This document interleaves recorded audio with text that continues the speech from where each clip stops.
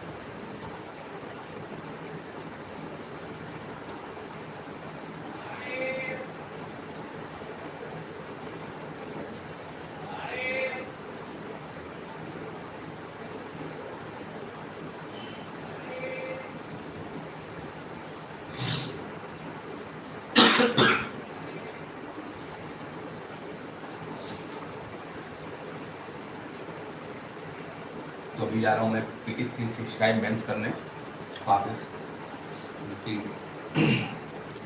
Security के करना ही बाकी नहीं है।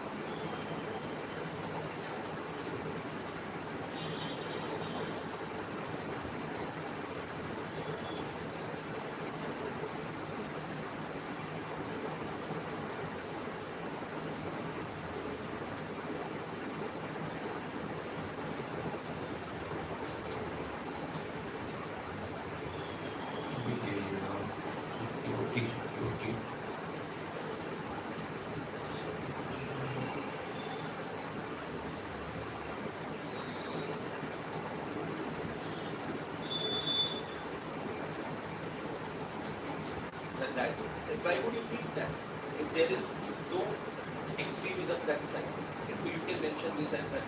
इसके अलावा बहुत सारी चीजें और मेंशन कर सकते हैं, ठीक है? You can for example mention that extremism dissuades the NGOs, political activists, civil society activists, as well as civil servants from serving in these areas.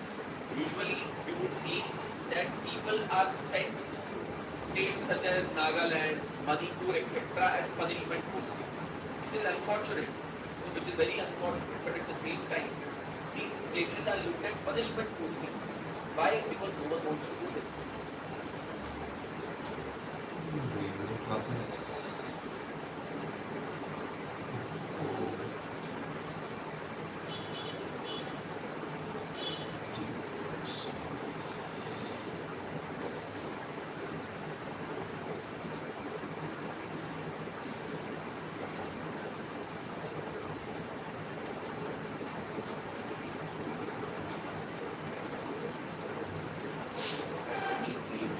Citizens that whatever data that has been collected, etc., and so on and so forth, would not be misused or would not be used against them. So that is something that we need to keep in mind and we talk about this particular. Any questions that you people have related to whatever we have discussed here, please feel free to ask. कोई question है आपका तो पूछिएगा.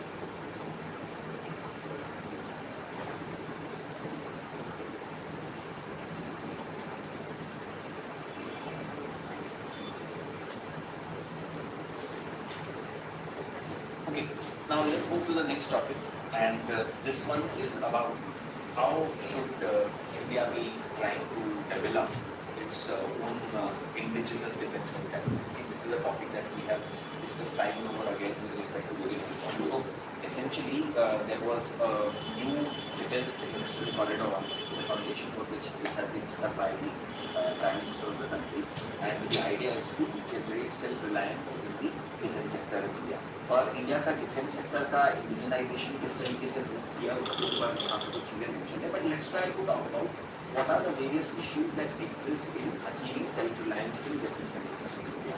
The first and foremost is that India, as of today, is heavily dependent upon the imported products for its defense needs. India, for many years, was the largest importer of the arms in the world.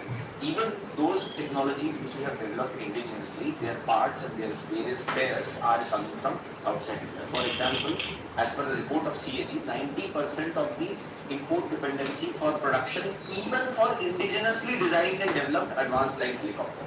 तो जो India ने खुद design और develop किए manufacture equipment, उनके लिए भी जो उनकी फंक्शनिंग के लिए जो इक्विपमेंट चाहिए या कोई स्पेयर पार्ट चाहिए, we are dependent on the other countries. We do not have an overarching policy framework to incentivize the various domestic manufacturers in India for the defense equipment. Then, for example, it says that the stipulation that indigenized products should invariably be cheap. On disarmament and other multiple forum, etc. The various crimes that happen in India.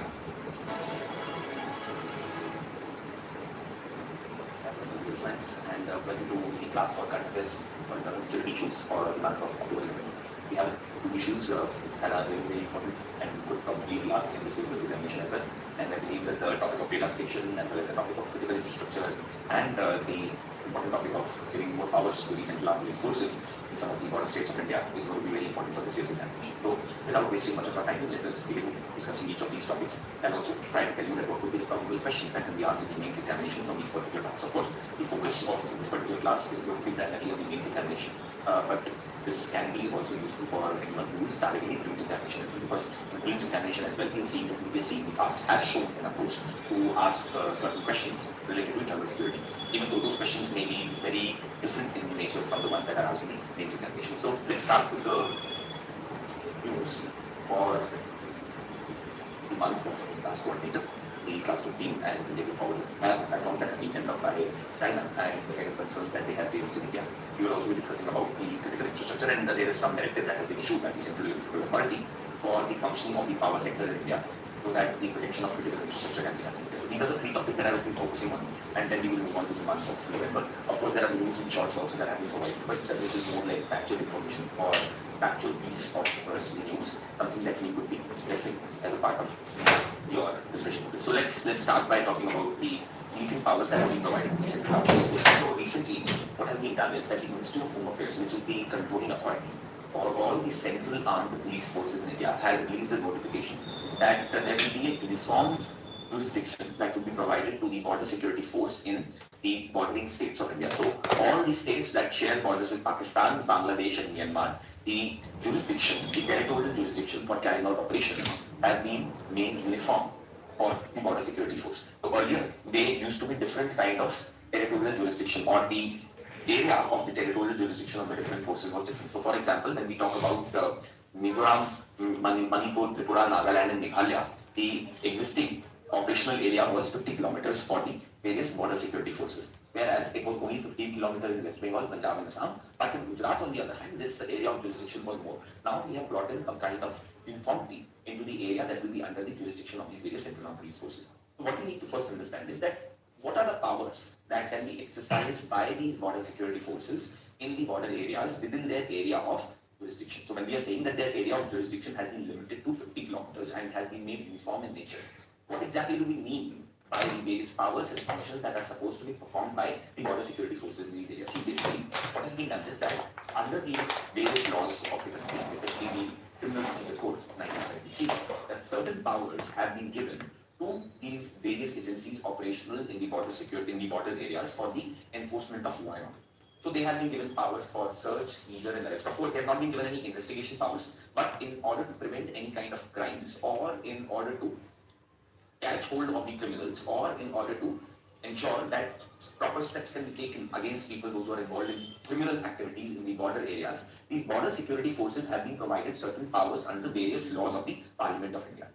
And this has been extended to them, these powers have been extended to them under the various parent laws of their own organization. For example, it says that the notification there where the uniform jurisdiction would be provided to the border security forces in the borders with Pakistan, Myanmar and Bangladesh, they will enable the border security force to search, seizure and arrest to prevent the offences that fall under a variety of acts, including the Criminal Procedure Code, the Passport Entry Act, the Passport Act of 1967, the NDPS Act, etc. and so on and so forth. However, jurisdiction has not been increased under the Arms Act, Customs Acts and Narcotics, Drugs and Psychotropic Substances Act. So only in some cases, only in some laws, the jurisdiction of the border security forces has been either enlarged or has been decreased, as the case may be, from one state to another, and or essentially has been made uniform, not under all the laws. That is something that we need to keep in mind. So it says that the notification, however, does not give BSF the power to investigate crimes. So this notification that has been released by Ministry of Home Affairs, that is providing a uniform jurisdiction to the border security forces in the border areas of the country, is not applicable for the investigation powers of the border security forces. Now see, what we need to understand is that what is the history of delegation of these powers to the Central Armed Police Forces in the past, and why do we need Central Armed Police Forces to be given such powers? See, first and foremost, you need to understand that the various crimes that happen in India and the various internal security threats that India is facing today, whether it is Naxalism, whether it is insurgency in Northeast, whether it is militancy in Kashmir, whether it is the issue of organized crime, whether it is the issue of criminalization in certain areas, the polarization and the radicalization of the youth that is being carried out, number of these issues are very intricately or very closely linked with India's border management. For example, when we look at the issue of the cross-border terrorism or militancy in Kashmir, it is very closely linked to cross-border or the border management. Similarly, insurgency in Northeast is also very closely and intricately linked to border management. You would agree that in the past, insurgent groups have found their safe havens as well as the launching pads in the neighboring countries of the India, with whom India shares certain porous borders. Not only that, but these borders also help these terrorist organizations or insurgent organizations in carrying out various other illegal activities as well that tend to fuel their insurgent activities. And then of course we know that illegal immigration from the neighboring countries has also been one of the major causes for the rise of insurgency in Northeast India. So because of all of these reasons, the border management becomes very important for a country such as India, because a number of internal security issues are very closely linked with the issue of border management. Now, border management cannot be left to the state agencies because it is of national interest. You cannot expect the state government to be showing the same kind of seriousness. And there will of course be a lack of uniform approach also from the states in tackling issues with respect to border management. So border management forces and border security forces have been given that task. Now, do you expect the state police to be able to carry out the search, seizure, arrest operations, prevention of crimes in the border areas, trying to detect the criminals in the border areas? It seems a very tough task, especially given, one, the shortage of workforce personnel in the state police forces. And not just that, but also the lack of capacity that exists in the state police forces. And you have to understand that border areas are some of the most remote areas of the country. And in those areas, it is very difficult for the state police agencies to be carrying out various law and order operations. So they therefore do need some central agency to help them in carrying out operations in the border areas. So what we've been discussing here is that initial delegation of the police powers was done to the BSF in 1969 under the provisions of the Border Security Force Act 1968, and some modifications were notified in 1973 and 2014. Just the Seema Bal, which also guards the Indo-Nepal border, has also been given powers of police and other investigating agencies under the CRPC. So why was delegation of powers required? First and foremost, something that I was discussing with you, the kind of threats that India is facing on the internal security front, which are so closely linked with border management, it is important to give more powers to the border security forces in the border areas. But first one is that. The second is that the state police forces have their own limitations when it comes to the guarding of the border areas in India, right? So there is an external dimension to the country's security scenario, which limits the role of the state police forces, and this necessitates the intervention of the central government. You have to also understand that the state police forces, by their very nature, there has not been a lot of investment that has been made into the modernization and the upgradation of the capacity and the capability of the state police forces, and we do need a more professional force to be able to guard the border areas of India because it concerns India's internal security. Right? So these powers have enabled the forces to chase and apprehend transborder criminals who may have managed to escape detection by the BSF or the suspicious ambushes. And then, of course, given the kind of population composition, the kind of terrain that exists in these areas, it is important that an agency that is more capable, that an agency that has a uniform approach in dealing with these issues, that an agency which does not have a myopic view from the state's point of view is existing in these areas for the maintenance of India's internal security issues. So, because of these particular reasons, these border security forces have been given jurisdiction to carry out search, seizure, arrest, as well as many other functions for the enforcement of law and order in the border areas, in addition to the state police force. So this is the requirement. But now, try to think, if you were the state, would you be okay with an arrangement like this? The answer to that should, of course, be no. If you are a state, you would believe that this giving of powers to the central armed police forces for the border areas to carry out search, seizure and arrest would definitely lead to diluting the powers of the state police forces in these areas. And considering the fact that policing, law and order, public order is a state subject, some states have of course raised concerns that it is a violation of the principle of federalism. Like it is against the spirit of India's federalism. So that is something that we need to keep in mind. Right? States are concerned about, the states believe that this is the interference into the domain of the functioning of the states. And it may unnecessarily lead to bitterness between the central agencies and the state agencies. If any such thing should have been done, that is, if you wanted to give more jurisdictional powers in states such as West Bengal and Punjab to the border security forces, increasing their area of jurisdiction, then you should have done that after consulting the state governments. What the central government has done is that it has issued a notification. It is not even a legislative proposal. It is not even a law. A notification, a simple executive notification has been issued, which is violating the very basic principle of federalism, of the separation, distribution of powers between the center and the states in the country. And so the first is challenging federalism. It is against federal structure. As states argue that law and order is a state subject, and enhancing BSF's jurisdiction infringes upon powers of the state government. The second issue, which is very, very importantly linked with this, is that the lack of accountability and the sensitivity that the border security forces may have to the locals, which may not be the case in case of the state police forces, where individuals can approach the officials of the state police forces and the state security forces for the redressal of their certain grievances. That may not be the case in case of some centrally operated forces such as the BSF. Then, of course, people say that if you look at the present situation today, the overall situation in the border areas has changed significantly in India today. And to expect that the state police forces and the border security forces would be working in the same cohesion would probably be a far-fetched dream. So there is another issue with respect to, it may lead to confusion unless close coordination with the police is not ensured. And then the core function of the BSF will of course also get adversely affected, because the BSF, which is supposed to be guarding the border posts, would now be also involved in enforcement of law and order in the border areas. So apart from their core function, they would now be focusing on certain functions on the periphery as well. Don't you think that that is also going to lead to distraction for the border security force? So that is something that we need to discuss here. And then lack of coordination with state police, increased human rights violation may also occur. At the hands of the border security forces, there may be lack of accountability, there may be accountability or enforcement issues on that particular front as well. Right? So these are some of the concerns. So UPSC may ask you a question that recently a notification had been issued for the extension of greater jurisdiction or to ensure uniformity in the territorial jurisdiction of the border security forces with the neighboring countries of India. Critically analyze this move with respect to India's internal security concerns. आपको पहले explain करना होगी having introduced.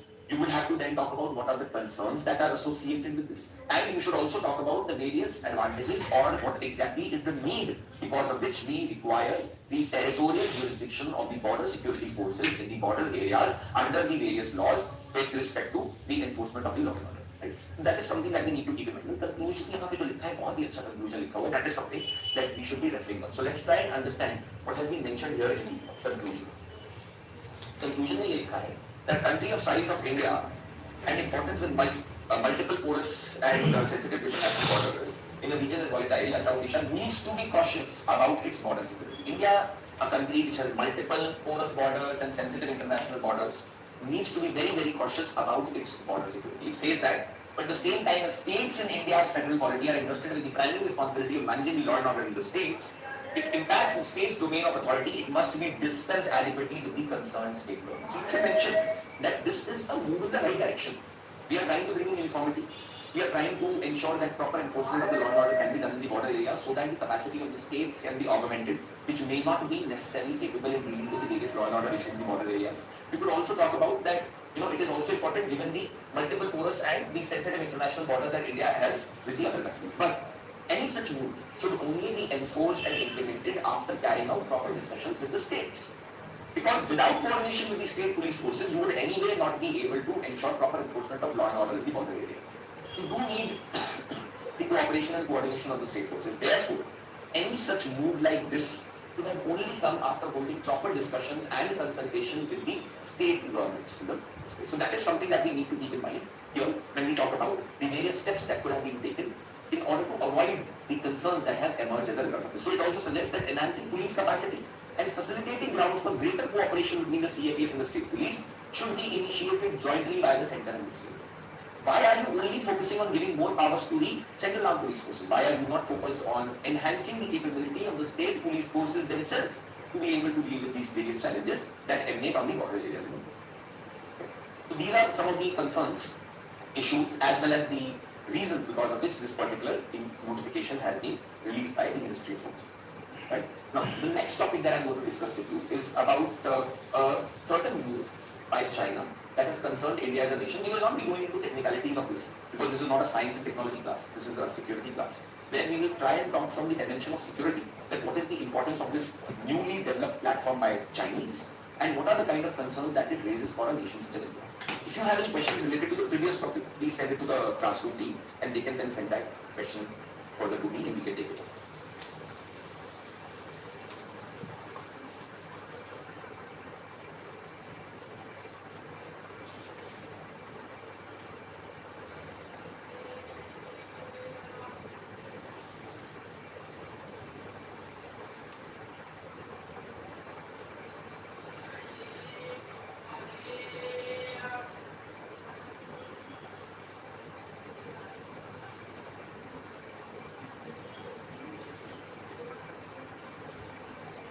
Right, so let's discuss this. Now, China has recently tested a nuclear-capable hypersonic glide vehicle that circled the globe before speeding toward its target. So a new kind of technology has been developed by China, which is a hypersonic technology. Now, what is a hypersonic technology? Hypersonic speed or hypersonic technology is something that exceeds 5 times the speed of sound. That is anything that can move at speeds at Mach 5 or above. That is, Mach is the speed of the sound, right? So, hypersonic platforms or hypersonic platforms which can move at the speed of more than the sound. So 5 times the speed of the sound. So this new technology that has been developed by China, which is a hypersonic technology, is capable of carrying a nuclear warhead. That is where the concern is. The Chinese have developed a new kind of technology which is hypersonic and which is capable of carrying the nuclear arsenal or capable of carrying a nuclear device along with it. Now, we don't need to go about all of these technical details of what this exact platform is and what are the various categories of hypersonic devices, etc. All of this is not required for our preparation for the internal security issues. ये सब हमारे लिए important नहीं है. important क्या है? That why is this hypersonic technology a greater concern as compared to the existing intercontinental ballistic missiles? जो अभी तक सिस्टम यूज किया जाता था या जिसको डेवलप किया है डिफरेंट कंट्रीज ने, और the carrying of their nuclear warheads, what missiles would be carrying their nuclear payload, nuclear bomb को कैरी करने के लिए क्या मिसाइल्स यूज की जाएगी? वो टेक्नोलॉजी की इंटरकॉन्टिनेंटल बैलिस्टिक मिसाइल्स, जो कि 5000 किलोमीटर तक की रेंज तक मार कर सकती थी. Now today we are replacing this intercontinental ballistic missile system in China with the hypersonic cruise missile system. तो ये hypersonic cruise missile system की क्या ऐसी एडवांटेज है intercontinental ballistic missile system के ऊपर, because of which this technology is more advanced and is causing concerns to India? That is what is important to us. हमें और इसके अलावा कोई भी और टेक्निकल इन्फॉर्मेशन और अंडरस्टैंडिंग के अंदर जाने की जरूरत नहीं. There is no requirement for us to go into that. So see this. Hypersonic missile packs the maneuverability of much slower subsonic cruise missiles and the hypersonic speed greater than or equal to the ICBMs, making it harder to track and defend against. So, the advantage with the hypersonic cruise missiles or the HCMs over the ICBMs is that they have a greater maneuverability. They can be moved around very easily, and that too at much higher speeds. Therefore, making their detection and defending and tracking against them much harder. To track and defend against these hypersonic cruise missiles is much more tougher as compared to the ICBMs. So it says that the detection interception time in case of the hypersonic cruise missiles would be far less. And besides, HGVs do not rise above 100 to 110 kilometers altitude, and HCMs fly even lower. Their flatter trajectory vis-a-vis ICBMs along with Earth's curvature further complicates the dynamics of detecting, intercepting, etc. तो basically हमें क्या याद रखना है कि hypersonic cruise missile जो system है वो far more advanced technology है as compared to the ICBM technology, and it is harder to track as well as to defend against a hypersonic cruise missile as compared to an intercontinental ballistic missile. ये हमें basic इसके अलावा और किसी भी technicality में जाने की जरूरत नहीं. So, what are the strategic implications that China has now developed this technology? What is going to be the strategic implication of this? See, first and foremost, it upsets the current military balance of power. Right? Now, the idea which you need to understand is that in USA, most hypersonic weapons of the US are not designed for use with a nuclear warhead, but the Chinese and the Russians have now developed hypersonic technology that can also carry a nuclear warhead. Imagine the kind of consequences and the kind of danger it poses to international peace and security, considering that it will completely tilt the balance in favor of the Chinese and the Russians vis-a-vis the Americans when it comes to the use of the nuclear weapons. Because detection of hypersonic cruise missiles is much more tougher as compared to the intercontinental ballistic missiles. So basically, even if you have a system in place, you have a nuclear shield put in place in order to prevent any nuclear warhead through a missile entering into your nation's territory, that may not be as effective against the hypersonic cruise missile technology as it would have been against the earlier technology of intercontinental ballistic missiles.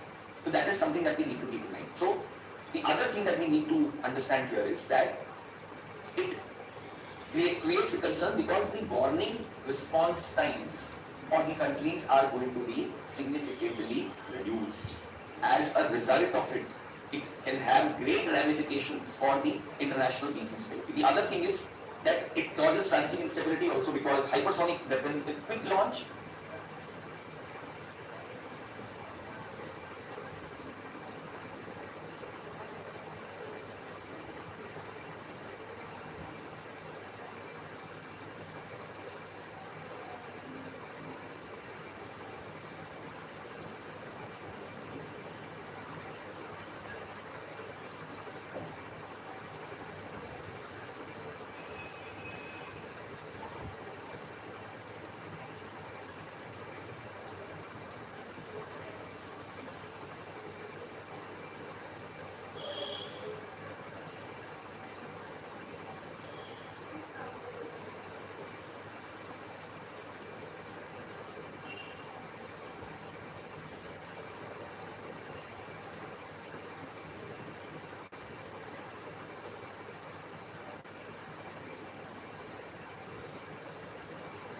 high speed, massive terminal effects capability will encourage adventurism on part of various countries, make escalation control very difficult and generate not only strategic instability but also instability in crisis management at many levels.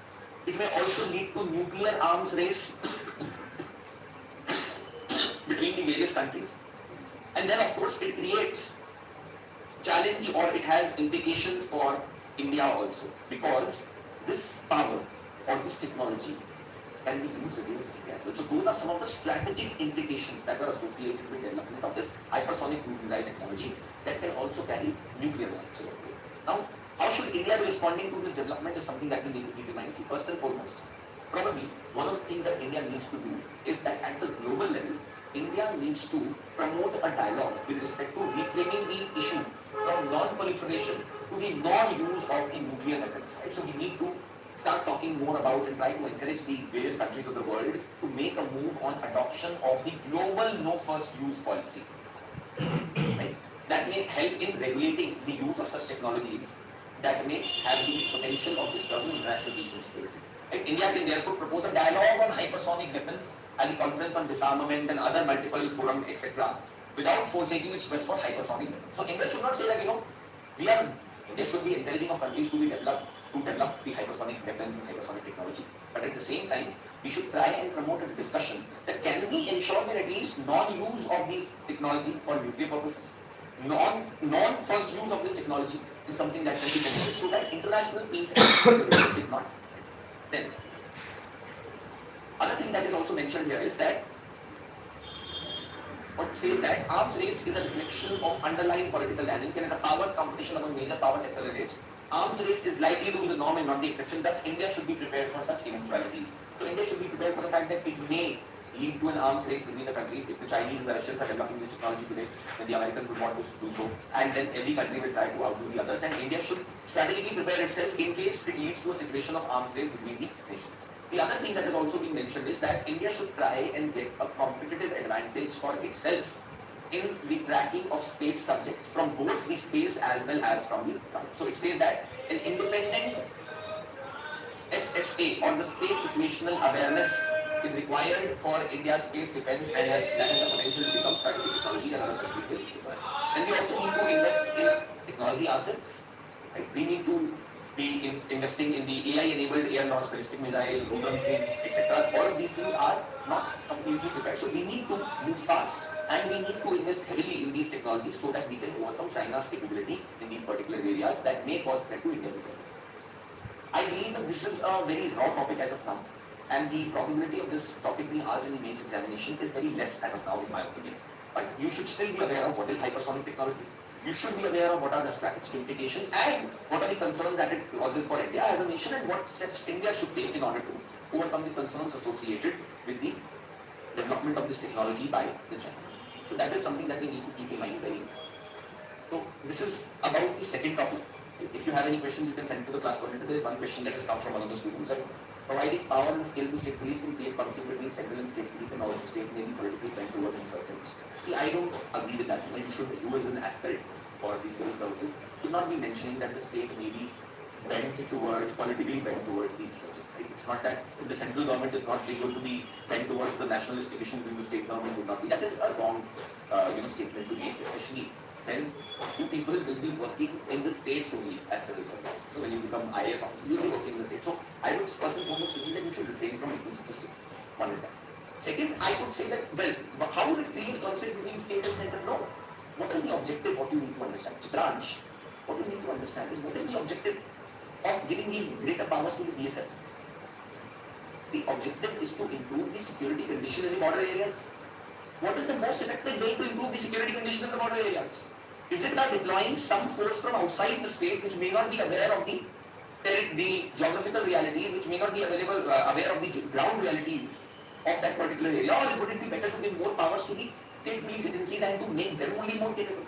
Would it not be better to deal with this problem at the local level itself rather than trying to have a centralized approach? कभी तो law and order को state को दिया गया है subject. तो ये नहीं कह सकते हम कि अगर हम स्टेट पुलिस फोर्सेस को केपेबल बनाएंगे या उनको ज्यादा पावर्स देंगे तो वो कॉन्फ्लिक्ट में आ जाएंगी सेंट्रल एजेंसी। बिल्कुल नहीं होगा। अगर ऑब्जेक्टिव नेशनल सिक्योरिटी को एनहांस करना है तो स्टेट सिक्योरिटी फोर्सेस को ज्यादा केपेबल बनाने से नेशनल सिक्योरिटी भी स्ट्रेंथन होगी। In fact, central forces should only play a supplementing role to the state forces. They should not be a replacement for the state forces. Because more the response is at the local level, the better it would be. मैंने यही तो आपको समझाया कि central arm police forces को ज्यादा power देना भी अपने अंदर एक कंसर्न है. Considering the fact that state police forces and the state security forces have a better connect with the people, with the local population, they can work very closely with them. ये बड़ा important है समझना. Central forces के पास शायद उस तरीके की approachability नहीं है, उस तरह की reach नहीं है with respect to the local population. तो state forces को strengthen करना तो जरूरी है और ये मैं बिल्कुल नहीं मानता that it will put the state forces in conflict with the central.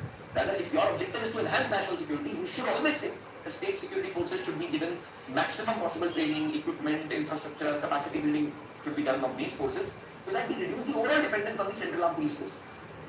That is something which is supposed to be taken in mind.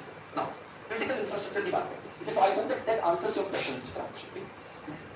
Now, और कभी भी ये बोली कि states may be politically bent to support the insurgents. Then what is preventing the center from doing so? So you should never use those kind of statements in the examination. Be very careful about this. Now, critical infrastructure. Recently, government has released guidelines for the cyber security that is supposed to be ensured in the power sector. So, Central Electrical Authority, under the provisions of Section 3 Clause 10 on cyber security in the Central Electrical Authority Regulations 2019, has framed certain guidelines on cyber security in power sector that are supposed to be adhered by all the players in the power distribution, generation, transmission ecosystem. So this is the first time that a comprehensive guideline has been formulated on cyber security in the private sector. So what are the various important aspects of these guidelines that have been laid down by the Central Electrical Authority? It says that the guideline lays down actions that are required to ramp up security measures across various utilities to raise preparedness in power sector. See, actually all of this comes in the wake of a particular incident that was reported in Mumbai where the power grid, the regional power grid had been affected because of a particular cyber security breach. And from there onwards, the central government has become much more aware that we need to have proper guidelines in place in order to ensure the protection of India's critical information infrastructure. Right? Critical information infrastructure is that information infrastructure on the basis of which the functioning of your critical infrastructure is dependent on. So power sector is your critical infrastructure. And the various digital systems, the various smart systems that are managing the critical infrastructure in India are called as or are referred as to the critical information infrastructure. So these guidelines are mandatory requirements to be met by all the stakeholders, and they are laying emphasis on that every entity, every organization should establish cyber hygiene, should take up cyber security measures. Second, you need to train of all the IT as well as of the operational personnel on the cyber security front. Designate a cyber security training institute as well for providing this training to your staff. And then cyber testing labs should be set up in the country for the testing of the equipment that may be coming from outside, that may be procured by the power sector area.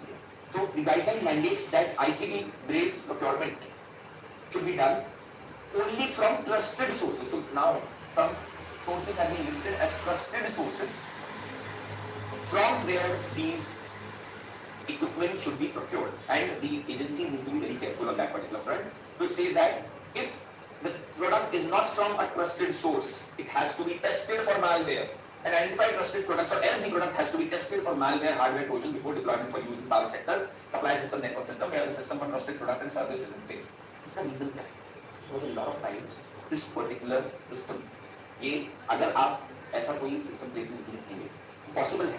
Because India के अंदर बहुत सारा जो telecom equipment है, cyber security related equipment है, IT equipment, which is also powering the power sector in India, is being imported from outside. They may have manufacturing defects and bugs installed into them, specifically with the purpose of leaking data back to the country of origin where this particular device has been manufactured. Let's say if a particular device is being manufactured in China, which is the case in most of the electronic devices, and 70 to 90% of today's electronic equipment is being manufactured in China. So if it is not coming from a trusted source, or if it is not being properly vetted, there is a possibility that there can be bugs that can be pre-installed in these particular systems that may be activated at a later point of time by the hackers and by the various external forces and may cause damage to India's economy. So because of this particular reason, any such procurement has to be moved to an IT-based platform where you should only be procuring it from trusted sources, and in case you do not procure it from the trusted sources, you need to take it through a hygiene process. With the new norms, government aims to place mechanisms for security threat, early warning, strengthening the protection and resilience of critical information infrastructure, and reducing the cyber supply chain risk. Right? So those are some of the things that we need to understand. Now, what is the meaning of critical infrastructure? We have already discussed. Critical infrastructure is that infrastructure of the country on the basis of which the functioning of a country's economy is dependent upon. Right? And and critical information infrastructure is that information infrastructure that governs the functioning of the critical infrastructure. So, what is the importance of critical infrastructure security? Let us try to discuss that. Okay, so the importance of critical infrastructure security for a country such as India. See, it is important for the economic prosperity of the nation, because ultimately the overall economic prosperity of India is dependent upon critical infrastructure and critical information infrastructure. The loss, damage, unavailability, though for a short duration, can have significant consequences and cascading effect far beyond the targeted sector. Power sector को affect करोगे तो manufacturing भी affect होगी, आपका internal security भी affect होगा, IT sector भी affect होगा, आपका ट्रांसपोर्ट सेक्टर भी affect होगा, आपके इकोनॉमी के बहुत सारे मल्टीपल एरियाज होंगे. And then most importantly, it will impact the global supply chain also if there is a disruption that is introduced in the critical information infrastructure and its function. So what are the various challenges that India faces in protection of its critical infrastructure and critical information infrastructure? See, first and foremost, we have lack of trained security personnel, professionals to ensure the protection of India's critical information infrastructure. Secondly, we can also talk about that how there is an inhibition on the part of the private and public sector companies to share information about the vulnerability of their systems, as a result of which threat detection and taking measures to overcome those threats becomes even more tougher. The reason for that is that a lot of companies, a lot of agencies believe that it may lead to them losing their competitive advantage over their competitors. Then there is clear lack of coordination among the various agencies in India when it comes to the information infrastructure and protection of critical information infrastructure. And then, of course, so what are the various challenges? Security भी affect होगा, IT sector भी affect होगा, आपका transport sector भी affect होगा, आपके economy के बहुत सारे मल्टीपल एरियाज अफेक्ट होंगे. And then most importantly, it will impact the global supply chain also if there is a disruption that is introduced in the critical information infrastructure and its function. So what are the various challenges that India faces in protection of its critical infrastructure and critical information infrastructure? See, first and foremost, we have lack of trained security personnel, professionals to ensure the protection of India's critical information infrastructure. Secondly, we can also talk about that how there is an inhibition on the part of the private and public sector companies to share information about the vulnerability of their systems, as a result of which threat detection and taking measures to overcome those threats becomes even more tougher.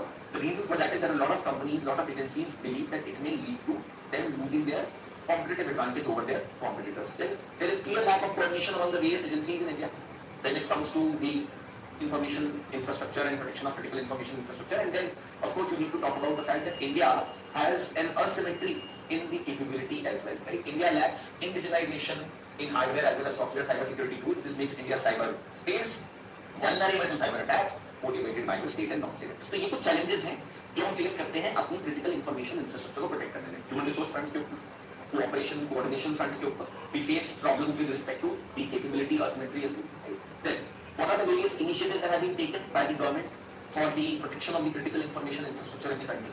You can mention about the National Critical Information Infrastructure Protection Center. This is the nodal agency that has been created to provide protection to the critical information infrastructure. Pretty asymmetry as well. Then, what are the very vulnerable to cyber attacks motivated by the state and non-state? So ये कुछ challenges हैं जो हम face करते हैं अपनी critical information infrastructure को protect करने में. Human resource front के ऊपर, cooperation coordination front के ऊपर, we face problems with respect to the capability asymmetry as well. Right? Then, what are the various initiatives that have been taken by the government for the protection of the critical information infrastructure in the country? You can mention about the National Critical Information Infrastructure Protection Center. This is the nodal agency that has been created to provide protection to the critical information infrastructure in the country, on the basis of the recommendation that was provided in the cybersecurity policy of 2013. Then we also need to be aware of the CERT CERT have been created, Computer Emergency Response Team, for providing immediate response, analyzing as well as dissemination of information with respect to various cybersecurity threats across the country. Now we have also moved towards creating sectoral CERTs. Power sector के लिए अलग CERT बनाया गया है, financial sector के लिए अलग CERT बनाया गया है, and so on and so forth. Then National Cyber Security Coordinator, which is under the National Security Council Secretariat, who is the person who is supposed to ensure coordination with different agencies at the national level. Cyber Sushta Kendra, which is the botnet analysis and malware cleaning center. Right? Then you can also talk about that we have introduced a personal data protection bill also, and which is now being approved by the Joint Parliamentary Committee as well, and may be placed in front of the Parliament anytime soon. Right? But we also need to keep in mind that what needs to be our approach going ahead on the critical information infrastructure. We need to evolve a comprehensive security policy to address the physical, legal, cyber and human dimensions of security, A better understanding of the vulnerabilities is required, including interdependencies between the various infrastructure. We need to promote cooperation between the state and the private sector, public and the private sector.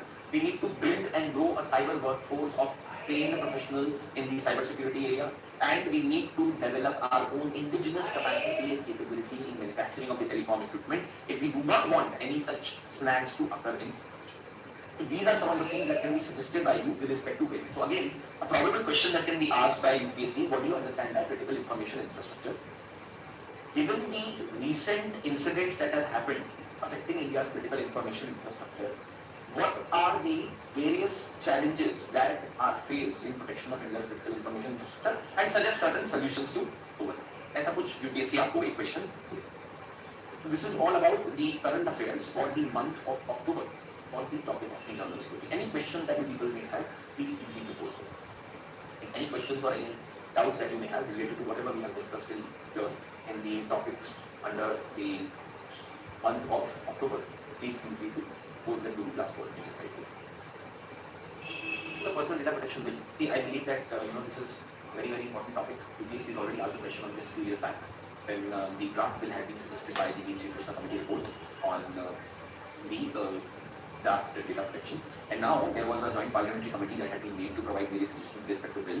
They have submitted their recommendation, they have submitted their report, and now this bill could any time be up for the consideration of the parliament and be passed by the parliament. So let us try to talk about what exactly is data protection, what is the need for a data protection law in India, what are the various important concerns that are associated with this particular law, as well as with respect to data protection in general in India. And then we will also be talking about various recommendations that have been given by the joint parliamentary committee with respect to this particular bill. And there are certain disagreements that seem to be there existing between the parliamentary committee and the version that has been suggested by the government. So let's look at what exactly is this all about. Joint Parliamentary Committee has finalized and adopted a draft report on the Personal Data Protection Bill of 2019. This bill was first introduced in 2019 and was referred to the GPC, the Joint Parliamentary Committee, for an examination at that time.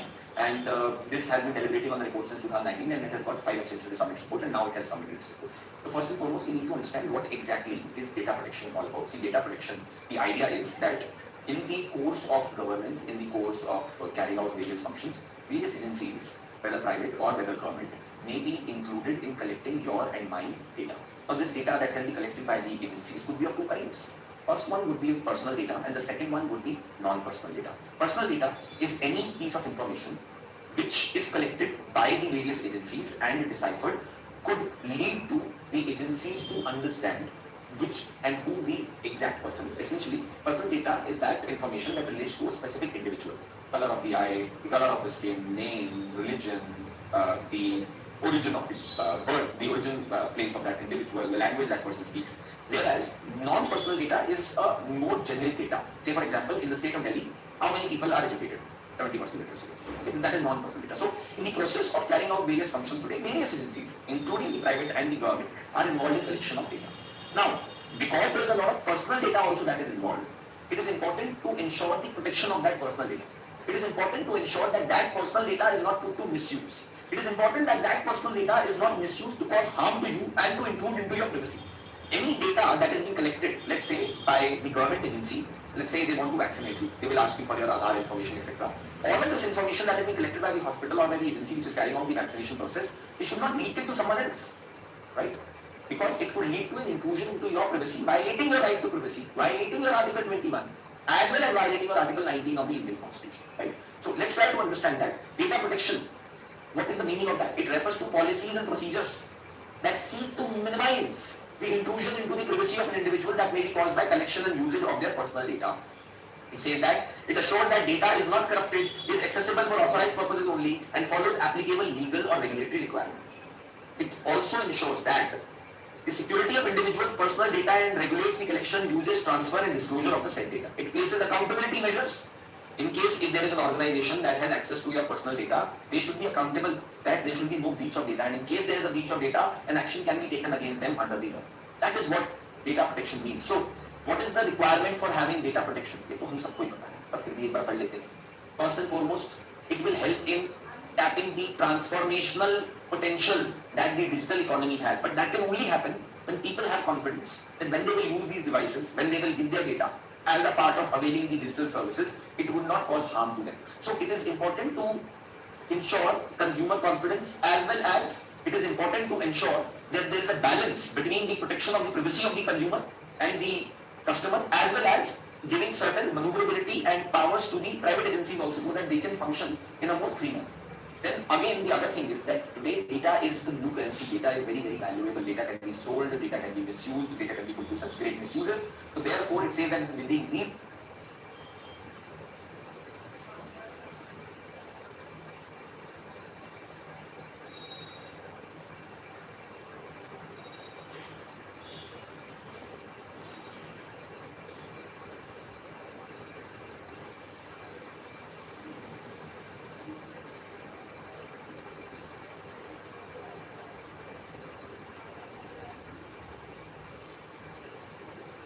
user-generated data and exponential industrial value of data, it's becoming vital that the government bodies take necessary steps to protect the data rights of their citizens.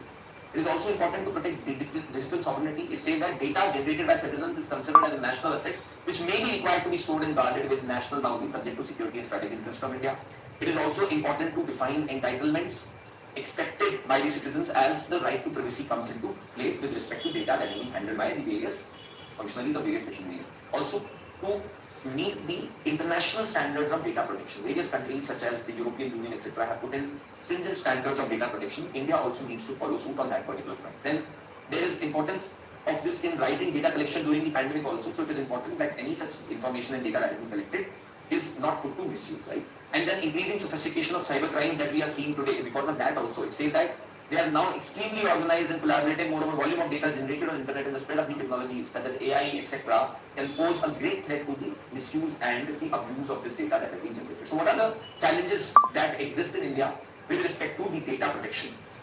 Okay. What are the various challenges that are faced in India when it comes to the topic of data protection or when it comes to the issue of data protection? See, first and foremost, India as a nation does not have any comprehensive law on data protection till now. Not just that, we also lack capability for data localization. What that means that most of the big companies that are operational in India and are operational in taking your and my personal data, their servers are not located in India. Their servers are located somewhere outside India, outside the jurisdiction of the state agencies in India, and therefore putting this all data at great risk. Then of course, there are multiple private players also who are involved in this entire data collection, and therefore putting in place a uniform regulation and a standard is also a major challenge. Then multiple private players come up, then because of the veracity and volume of data in technology driven world, it becomes overwhelming to handle and possibly even billions of data records. तो आप किस तरीके से ensure करोगे कि कोई भी जरा सा भी इंफॉर्मेशन या डेटा किसी का भी कहीं से लीक ना हो, इतनी सारी plethora of information जो collected है उसमें से, that is also another challenge that has been seen with respect to data protection. और उसके अलावा Dell Technologies की रिपोर्ट आई थी जिसमें उन्होंने बोला था कि the existing data protection measures as per most of the people are not sufficient to cope with malware and ransomware threats etc. ठीक है, तो ये हमें थोड़ी बहुत चीजें दिमाग में रखने की जरूरत है. अब ये जो हमारा डेटा प्रोटेक्शन बिल है, इसके अंदर कुछ जो सजेशंस जॉइंट पार्लियामेंट्री कमेटी ने दिए हैं वो हमें पता होने चाहिए, because that can be a question of interest for the UPSC in the mains examination.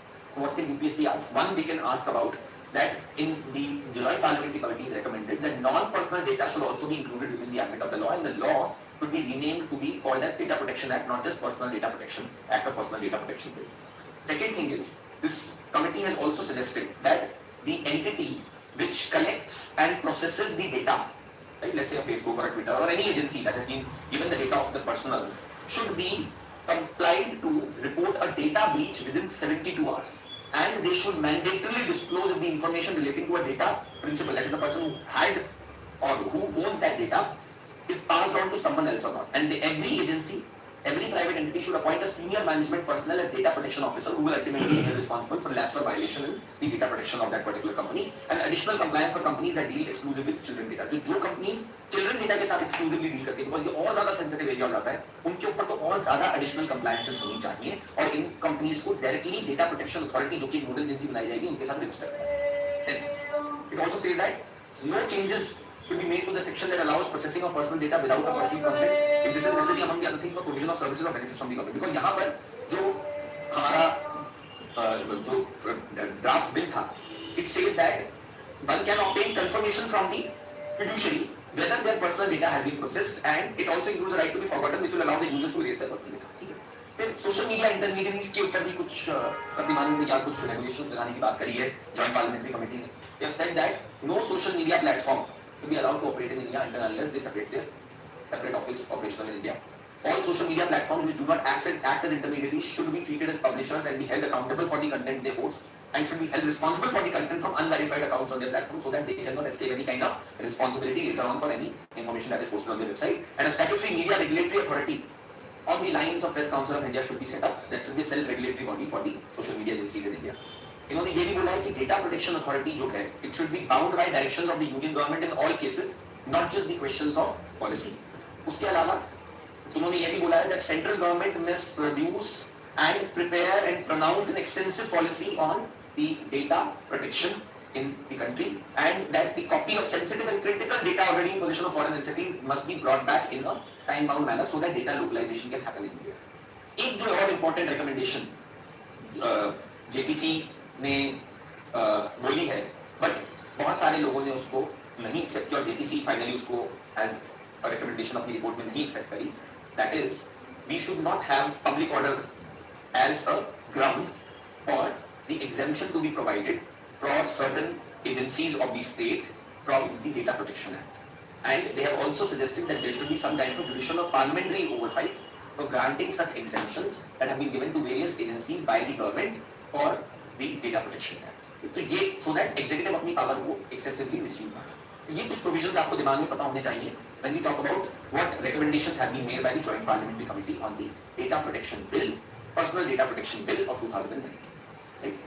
Now, recently, Prime Minister has said that technology can play a very crucial role in enhancing the internal security efforts as well as it can play a very crucial role in enhancing the internal security measures of the nation. So that is something that we will be talking here. So role of technology in law enforcement is something that we will be discussing here. But before I proceed further, any questions that you people have related to whatever we have discussed here?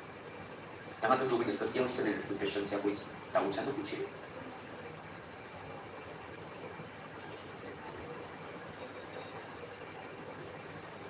The last point of the Joint Parliamentary Committee on PFC basically, अगर आप देखोगे central government ने जो data protection bill propose किया था उसमें उन्होंने पढ़ोगे इसको पढ़ोगे तो आपको ये समझ में आ जाएगा. डेटा प्रोटेक्शन बिल के अंदर सेंट्रल गवर्नमेंट ने एक प्रोविजन सजेस्ट किया था that exemption can be made for certain agencies to be exempted from the data protection bill in the interest of public order, sovereignty of India, security of the state, friendly relation with foreign states. Joint parliamentary committee ने ये बोला है कि भाई आप public order को as a ground remove कर दीजिए on the basis of this exemption can be provided to various security agencies to come under the data protection because public order is too flimsy a ground and public order is too vague a ground and it can lead to misuse of the powers against the citizens. The second thing is that अब ये जो exemption provide की जाएगी central government करेगी, इसके ऊपर कोई ना कोई ओवरसाइट मैकेनिज्म होना चाहिए. या तो जुडिशरी की तरफ से कोई रिप्रेजेंटेटिव या कोई बॉडी होनी चाहिए that should approve of such exemption that has been provided to certain agencies from data protection bill, or there should be some kind of a legislative oversight that should be available so that if any such notification that is issued by the government for providing exemption to an agency from the data protection bill, they should also be approved of by the parliament or by the legislature. ये है essentially point last जो हमने अभी बात करी. अब prime minister ने बोला है कि भाई in the future technologies can play a very crucial role in benefiting the police forces across the country. So let us try to understand that how technology is playing a very crucial role in the enforcement of law and order in the country at present. So first and foremost, we can talk about that how the body-worn cameras and in-car videos are helping in better documentation and evidence production for the accidents and the various crimes that are happening on the streets in India. We can also be talking about the automatic tag and license plate readers that have been installed as a result of which various traffic violations can be detected. You can also talk about the biometric and handheld fingerprint scanner that can help in detection of the various criminals and trying to match their records with the criminal records, etc. Predictive analysis softwares have also been put into place on the basis of which one can predict that these may be individuals or these may be the area, these may be individuals who may be involved in crime going ahead, or these may be the areas that need to be paid special attention. These are the geographies that need to be paid special attention to prevent some certain kind of crimes. Then you can also talk about that how brain scans are being used to capture how crime suspect brains reacts when being questioned by the police. So बहुत सारी forms of technology आ गई हैं जो कि law and order enforcement के अंदर एक significant role play कर सकती है. So what is the significance of leveraging technology in policing? Why should a nation such as India be looking at utilizing technology in policing, in law and order enforcement. पहली बात तो India के अंदर जहाँ पर हमारे पास शॉर्टेज ऑफ वर्कफोर्स पर्सनल है in the policing space, it can play a very crucial role in filling that gap that is created due to shortage of the workforce. So that is something which has been mentioned here, that in India, the UN recommended ratio of 222 police personnel for every 1,000 people is not being followed, whereas our number is actually 150. So therefore, technology can play a very crucial role in increasing the efficiency and effectiveness of policing in various ways. First and foremost, it can help them in improving the public-police interface. Help the police provide information to the public interact with the police. There are various social media platforms as well as various platforms such as the SANS, etc. that have been developed by the Punjab police. You can mention of that. Then it can also play a very crucial role in the predictive analysis of the various crimes that may occur in the future in certain areas, right? You can give example of the National Automated Facial Recognition System that will use the facial recognition technology to facilitate investigation of crime or for identifying a criminal regardless of the face mask, the makeup, etc. Then crime detection के अंदर इसका एक बहुत important role होगा CCTV के through, big data के through, facial analysis, fingerprints वगैरह को analyze करते हुए. It can play a very crucial role in awareness generation. It can play a very crucial role in improving the internal processes and making the entire police and the investigation system efficient from within. कुछ best practices का यहाँ पे example दिया हुआ है, उसको पढ़ लीजिए. ये आप examples हैं. Then you should also talk about what are the various challenges that exist in use of technology in policing and law and order. First and foremost, of course, is the problem of breach of privacy, because we do not have enough data security measures in place, and it may lead to the violation of the individual's data. Then absence of regulation and absence of laws to regulate and specify the procedure for the use of technology, it is left to the police itself as to how this can be used. It can be an expensive affair. You know, technology is being updated every day, and with the changing technology, the police department needs to upgrade. However, the technologies are expensive, and changing them every now and then would lead to huge expenditure. Then it can lead to increased stress for the police officials as well. See, first and foremost, पहली बात तो police officials को train करना, फिर उनको इस technology platforms की utility और usability की तरफ move करना. और जो यहाँ पे proper point mentioned है, they do not always receive the proper training needed to use it at the mastery level, where it may end up only making them even more inefficient if they are not able to utilize the technology properly. Way ahead में कुछ चीजें लिखी हुई हैं. Data protection bill के बारे में लिखा हुआ है. We need to address various other issues also that exist with respect to policing and law and order in India, rather than just focusing on introducing technology. We need to focus on capacity building in other ways as well. And then most importantly, there has to be a digital trust that has to be created with the citizens, that whatever data that is being collected, etc. and so on and so forth, would not be misused or would not be used against them. So that is something that we need to keep in mind when we talk about this particular thing. Any question that you people have related to whatever we have discussed till here, please feel free to ask. कोई question है आपका तो पूछिएगा please.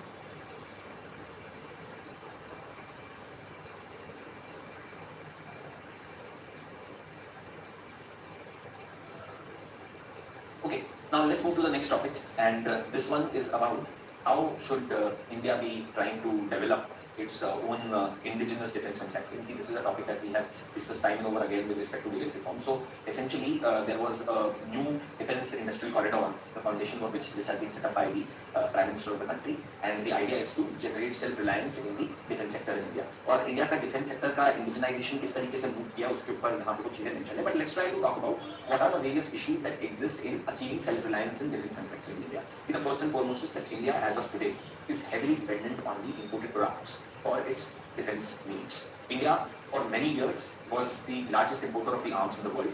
Even those technologies which we have developed indigenously, their parts and their various spares are coming from outside India. For example, as per the report of CAG, 90% of the import dependency for production, even for indigenously designed and developed advanced light helicopter. तो जो India ने खुद design और develop किया है manufacture equipment, उनके लिए भी जो उनकी फंक्शनिंग के लिए जो इक्विपमेंट चाहिए या कोई स्पेयर पार्ट चाहिए, we are dependent on the other countries for that. Then we do not have an overarching policy framework to incentivize the various domestic manufacturers in India for the defense equipment. Then, for example, it says that the stipulation that indigenized products should invariably be cheaper. It should be cheaper than the imported product. It should meet all the technical and functional specifications of the imported components, which it seeks to replace, makes it unrealistic and unworkable. Right? Then there is an absence of mechanism to monitor self-reliance also. So it says that there is no institutional mechanism to enable the review review the progress in the right direction. It says that the procurement data is given under numerous procurement subheads, and each subhead is sketchy regarding the precise level of the indigenous contribution. तो ये भी एक large problem देखा जाता है कि we do not really have a mechanism to monitor how we are moving towards self-reliance with respect to defense manufacturing in India. Then there is lack of synergy among the various stakeholders, including the private sector and the public sector. That is something that can be highlighted. You can also talk about that we have only put a lot of cosmetic or superficial importance on the qualitative requirements that are supposed to be fulfilled by the various professional agencies. Let us say that unlike in other countries, where QRs, that is qualitative requirements, are prepared by an integrated professional agency, in India this is performed by the service headquarters, which may or may not have the exact idea of the ground realities of what is supposed to be the qualitative requirement of an equipment that is manufactured by a defense manufacturer in India. Then lack of investment in R&D. Any defense manufacturing requires a lot of investment. And you cannot expect the private sector to take all the risk on its own. Government will have to incentivize the private sector in some ways in order to take up defense manufacturing, right? So यही मैंने यहाँ पे लिखा हुआ है कि there has been a discrimination towards the defense manufacturing sector vis-a-vis other sectors. Private sector has raised concerns related to payment terms, exchange rate variation, cost of capital, which renders its products uncompetitive vis-a-vis the products of public sector companies as well as of the foreign vendors, right? उसके अलावा आप ये कह सकते हो high cost and the technology intensive nature of defense items combined with sporadic demand and limited market access further discourages the private sector from entering into this area.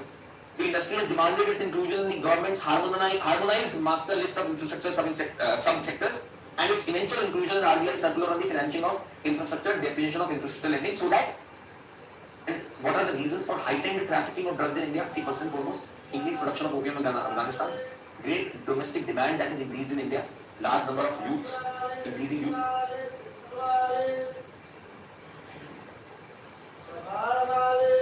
Population, favorable geographical location of India, lying at the confluence of the Golden Triangle and the Golden Crescent, the two major opium producing regions of the world, and then connivance of the state government officials and the border guarding forces also is making India very susceptible to this. So this is what is the Golden Triangle, which consists of the border areas of Myanmar, Thailand and Laos, and the Golden Crescent that consists of Iraq, Afghanistan and Pakistan.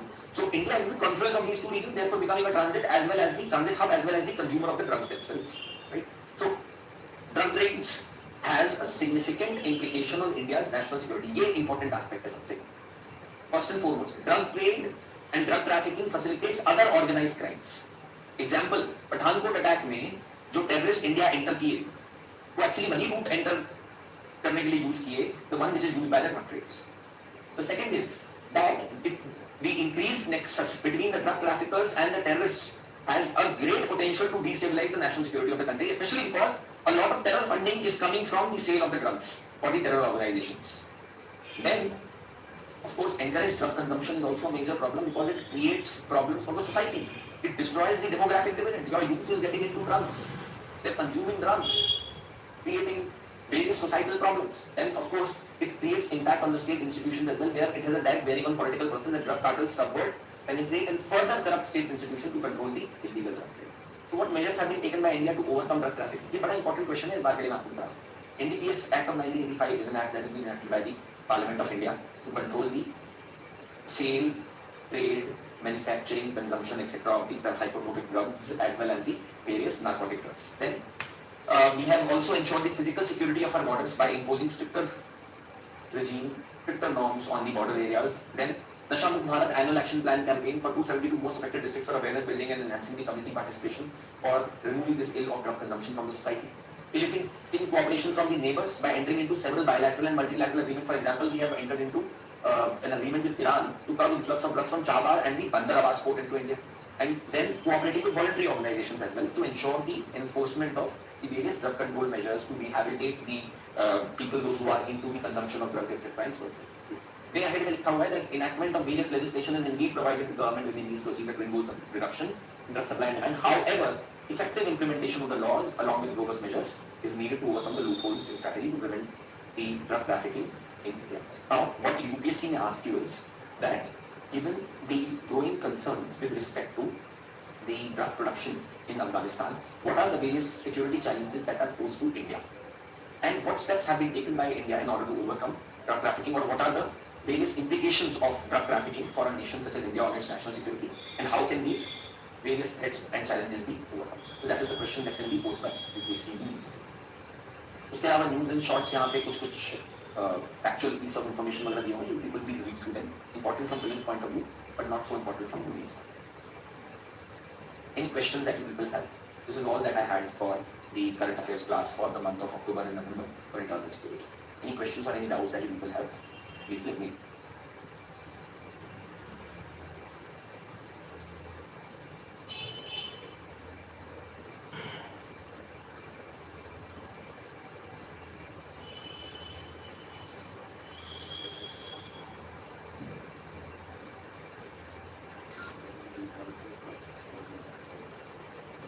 For internal security, and we have 4 topics to cover under these 2 particular months.